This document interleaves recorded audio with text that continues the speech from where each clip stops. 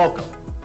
My name is Andrew Barron, and this is Well, It Depends, the podcast where I address financial decisions that can't be answered with a simple yes or no. This episode of Well, It Depends will continue our Career Blueprint series, where we discuss some of the goals, challenges, and trade-offs that different professions exhibit over a career. Today we're talking about accountants. But before we begin, a short disclaimer. This is being recorded on October 20th, 2025.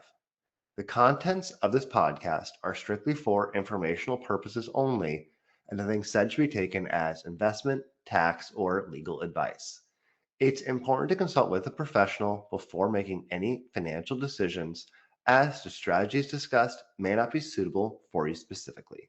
Getting into it, why do people choose this career?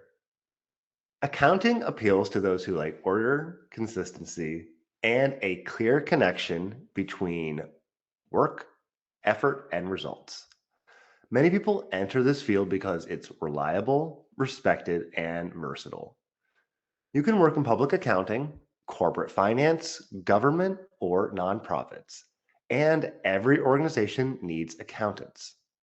It's also a career where credentials really matter.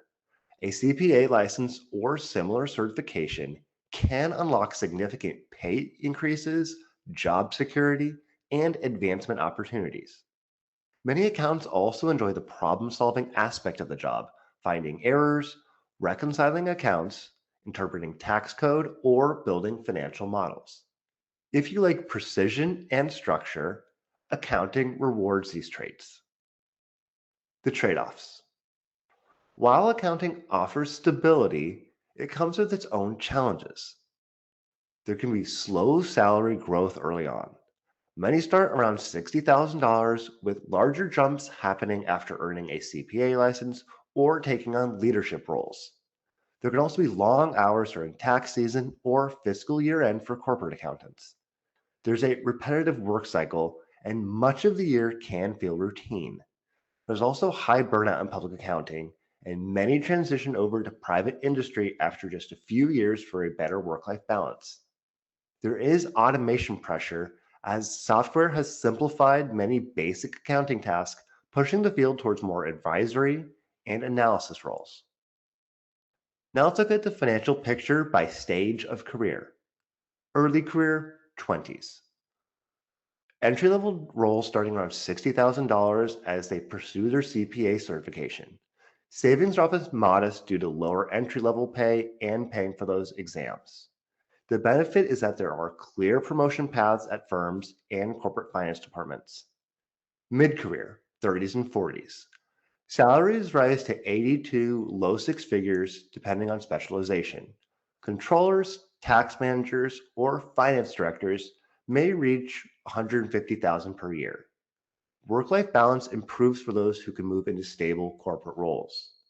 Those who stay in public accounting may earn more, but will also face heavier workloads.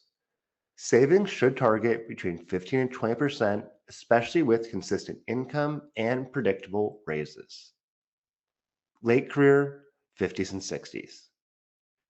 Senior finance roles, CFO positions, or consulting work can exceed $250,000. For most accountants, though, income stabilizes around $150K. Some shift to part-time or seasonal work, especially in tax preparation or advisory services. A few may choose to build their own firms, turning their experience into business equity. Now let's look at some examples. Example 1. Sarah, the public accountant. Sarah starts in public accounting at $60,000, earns her CPA, and works up to senior manager, making $140,000 by age 40. Burned out by the busy seasons, she moves to an internal finance role at a Fortune 500 company. Her income steadies at $160,000, and she finally gains work-life balance. The lesson here is credentials can open doors, but work-life balance can sometimes matter more. Example 2. Daniel, the entrepreneur. Daniel spends 15 years in public accounting before starting his own small tax and advisory firm. He starts out slow, but by his 50s, he's earning $150,000 a year with loyal client base and a flexible schedule. The lesson here is experience and relationships can compound into ownership and independence. Example 3, Nina, the corporate accountant. Nina joins a manufacturing company right out of college. She never goes public, but she steadily advances to controller by age 45, earning $180,000 with strong benefits. She maxes out her 401k and builds a solid retirement base. The lesson here is slow and steady wins the race with predictable pay, predictable growth. Key levers for accountants. Try earning your CPA license early on as it pays for itself many times over.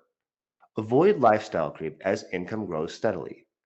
Consider specializations in tax, audit, forensic, cost accounting, or advisory. Use your expertise as accountants are often well positioned for side businesses or small practice ownership. Prioritize retirement savings. Income stability makes long term investing easy to automate. To recap, so how should an accountant save? Well, it depends. It depends on your path, public, private, or independent. It depends on how quickly you earn your credentials, how you manage burnout, and whether you choose balance or ambition. Accounting isn't flashy, but it's one of the most consistent wealth building careers there is, and that's worth appreciating.